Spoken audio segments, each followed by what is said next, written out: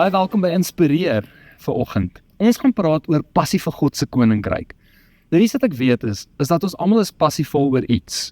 Baie mense is passievol oor hulle werke. En jy kan dit amper nie glo nie, maar daar's mense wat regtig passievol is oor dit wat hy doen. En ek dink dis reg so. Ek dink mense moet hou van die goeders wat jy doen. En jou werk gee jou baie keer identiteit en doel in hierdie lewe. Van ons is nie so passievol oor ons werk, maar ons is baie passievol oor ons stokperdjies, byvoorbeeld ietsie soos musiek of ietsie wat ons versamel of wat dit ook al is. Ander van ons, en hier is wat ek weet van die Afrikaanse kultuur, meeste van ons is ongelooflik passievol oor ons sport, veral rugby. Ek weet jy het al 'n rugby ondersteuner gesien. Ek bedoel, daai ouens huil as hulle spanne verloor en hulle gil as hulle spanne wen. Jy kry nie meer passie as dit nie. Nou, in Matteus 6, kry ons 'n gedeelte waar Jesus, en dis deel van Jesus se preek, ek dink een van die belangrikste preke wat hy ooit gepreek het, kom Jesus en hy noem 'n paar dinge. Hy sê, hy praat oor die feit dat ek en jy skatte hier op aarde bymekaar maak, en hoe mot en roes, jy weet, dit opvreet. En wat hy eintlik daarby sê is, jy weet, ons is baie keer passievol oor goeders wat nie hou nie. En dan gaan Jesus 'n bietjie aan, daar in vers 24, gaan praat hy skielik oor geld en God, mammon en God. En dan sê hy, jy kan nie albei dien nie, jy dien of God, of jy dien geld, maar jy kan nie albei van hierdie goed jaag nie.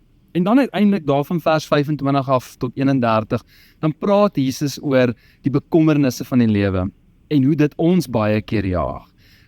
Wat ons gaan eet, wat ons gaan drink, jy weet, wat van die dag van môre ensovoorts.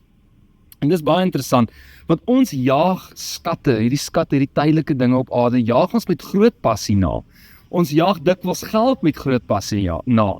En dan ook, partykeer is daar iets wat ons jaag, en ek dink dis bekommernisse jaag ons baie keer. En dis in hierdie konteks dat Jesus dan hierdie stelling maak, wat ek en jy so goed ken, in Matteus 6 vers 33, as hy sê, maar soek eers die koninkryk van God, en sy geregtigheid, en al hierdie dinge sal vir julle bygevoeg word.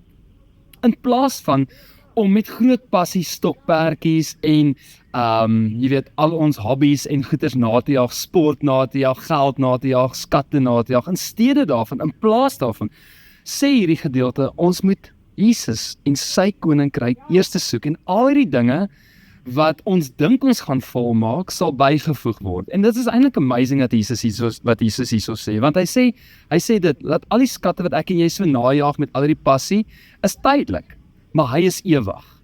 En as ons hom najaag, kry ons nie net hom nie, ons kry hierdie tydelike goed ook in die mix ingegooi. Selfs met geld. Hy is 'n meester wat vir ons sekuriteit gee. Hy is 'n meester wat ons volmaak, wat ons vervul. Dis wat ons baie keer dink geld doen. So ek wil jou los met hierdie gedagte vandag. Jaag hom en sy koninkryk met passie na. Ek hoop jy het 'n lekker dag.